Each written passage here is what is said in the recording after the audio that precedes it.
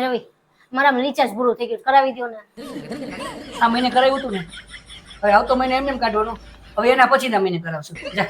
નથી કરાવી દેવું ને ના કાઈ વાંધો નહીં तेरा तो गेम बचा હાલો સોનલબેન એ કદાચ છે ને મારો ફોન કટ થઈ જાય ને તો તું મને પાછો ફોન કરજો કેમ કે રવિ મને રિચાર્જ નથી કરાવી દીધું ને તો ફોન બંધ થઈ જાય અમારે કામ છે તું ફોન કરજે પછી હા હા મૂકું હા મમ્મી બોલો હું ફોન કર્યો તમે અરે પણ મને રિચાર્જ જ નથી કરાવી દેતા તો હું કેમ ફોન કરું તમને હવેથી તમે ફોન કરજો ને કાઈ વાંધો નહીં નથી કરાવી દેતા ઈ. હા ભાઈ તો આખા ગામમાં મારા ગજાગરા મીંડી કરવા એ હા મામી એ હા કાકી રિચાર્જ જ નથી એ હવે આવતા મહિને રિચાર્જ થાય હારું થયું ફરી તમે ફોન કર્યો મારામાં રિચાર્જ જ નથી હું કેમ કરું બધાયને ફોન બધાય મને કહે છે પણ રવિ મને રિચાર્જ નથી કરાવી દેતા